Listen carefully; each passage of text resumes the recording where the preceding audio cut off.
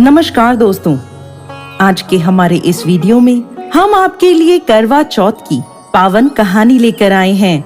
एक समय की बात है, एक साहूकार के 7 बेटे और एक बेटी थी।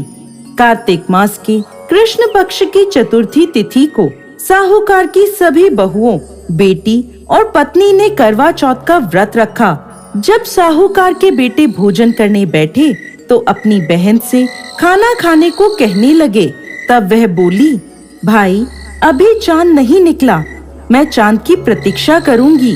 चांद को अर्घ देकर ही भोजन कर सकती हूँ। साहूकार के बेटे अपनी बहन से बहुत प्रेम करते थे। वो बहन को भूख से व्याकुल नहीं देख पाए। उन्होंने नगर के पास की पहाड़ी पर एक दीपक जलाया और उसे चलनी के आगे रखकर बहन को कह दिया, बहन चांद निकल आया, अब तुम अपना व्रत खोल सकती हो। साहूकार की बेटी अपनी भाभियों से कहने लगी, भाभी चांद निकल आया, चलो अर्घ देकर भोजन कर लेते हैं। सभी भाभियां बोली, नहीं बाई जी, ये तो आपका चांद निकला है, हमारा चांद निकलने में अभी समय है। भूख से व्याकुल वो चांद को अर्घ देकर भोजन करने बैठ गई। जैसे ही पहला निवाला खाने लगी तो उसे छींक आ गई। दूसरा निवाला खाने लगी तो उसमें बाल आ गया और जैसे ही तीसरा निवाला तोड़ा तभी ससुराल से बुलावा आ गया। पति बीमार है, जैसी भी हालत में है तुरंत ससुराल पहुँचे। उसकी माँ उसे विदा करने के लिए बक्से में से कपड़े निकालने लगी। बार बार बक्से में से काले और सफेद कपड़े निकलने लगे। तब माँ घबरा गई और बेटी से बोली, बेटा रास्ते में जो भी छोटा बड़ा मिले उसके पैर छूती जाना, और जो कोई भी बूढ़ सुहागन होने का आशीर्वाद दे तो वहीं अपने पल्ले में गांठ बांध लेना। वो बोली, ठीक है माँ। ऐसा कहकर वो अपने ससुराल की ओर चल दी। चलते चलते रास्ते में उसे जो कोई भी मिलता वो उन सब के पैर छूती गई। सभी ने उसे खुश रहो, सुखी रहो, पीहर का सुख देखो, इस तरह आशीर्वाद दिया। ऐसे ही वो चलते चलते अपने ससुराल पहुँच गई।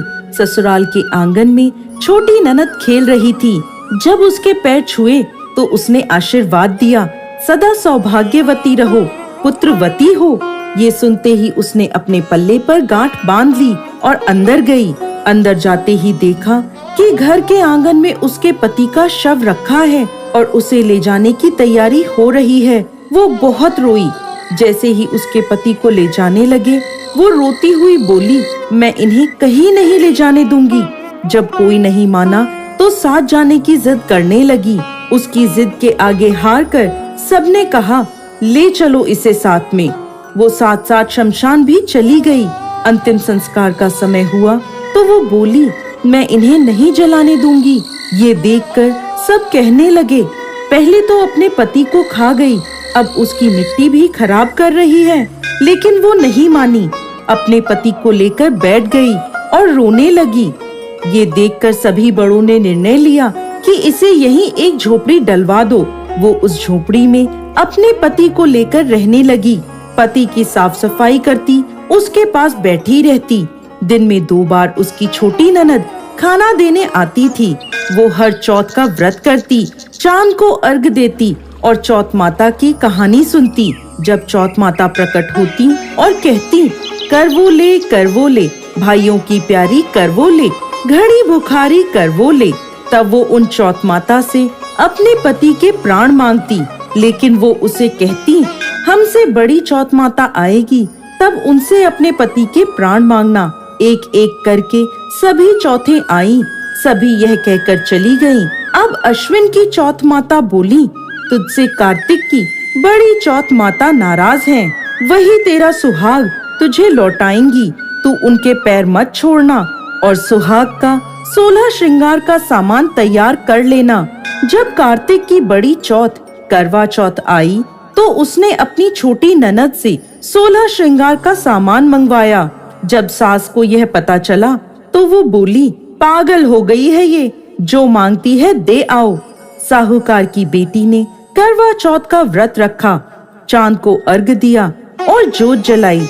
जब चौथ माता प्रकट हुई तो बोली, करवो ले भाइयों की प्यारी करवोले, दिन में चांद उगाने वाली करवोले, घड़ी बुखारी करवोले।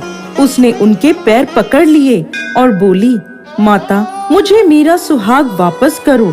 तब चौथ माता बोली, तू तो बड़ी भूखी है, 7 भाइयों की प्यारी बहन है, सुहाग का तेरे लिए क्या काम। तब वो बोली, नहीं माता, मैं आपके पैर तब तक नहीं छोड़ूंगी जब तक आप मेरा सुहाग वापस नहीं करती। अब चौथ माता ने एक एक करके उससे सुहाग का सामान मांगा। उसने सुहाग का सारा सामान चौथ माता को दे दिया। तब चौथ माता ने अपनी आँख से काजल निकाला, नाखूनों से मेहंदी निकाली, मांग से सिंदूर निकाला और उसे करवे में घोलकर छोटी उंगली का छींटा दिया, जिससे उसका पति जीवित हो गया। चौथ माता जाते जाते उसकी झोपड़ी पर लात मार गई, जिससे उसकी झोपड़ी महल बन गई। उसका पति जीवित हो गया। जब छोटी ननद खाना लेकर आई तो देखा भाभी की झोपड़ी की जगह महल खड़ा है। वो दौड़ी दौड़ी छोटी ननद के पास गई और बोली, बाईसा, आपका भाई वापस आ गया। जाओ सासू जी को कहो गाजे बाजे से हमें लेने आए। छोटी ननद दौड़ी दौड़ी माँ के पास गई और बोली, मामा भाई जिंदा हो गया। माँ बोली, भाभी के साथ तेरा भी दिमाग खराब हो गया है। वो बोली, नहीं माँ, मैंने देखा है, सच में भाई जिंदा हो गया है। सभी घर वाले गाजे बाजे के साथ अपने बेटे को लेने पहुँचे। बेटे को जिंदा देखकर सास बहू के पैर छूने लगी और बहू सास के पैर छूने लगी। बहू बोली, माताजी देखो आपका बेटा वापस आ गया। सास बोली, मैंने तो इस बेटे को साल भर पहले ही भेज दिया था, ये तो तेरे भाग्य से वापस आया है। हे चौथ माता, जैसा दुख पहले साहूकार की बेटी को दिया वैसा किसी को भी मत देना, और जैसे बाद में उसको सुहाग का वरदान दिया वैसे ही इस कहानी को कहते, सुनते और हुंकार भरते सब पर कृपा करना। जय चौथ माता।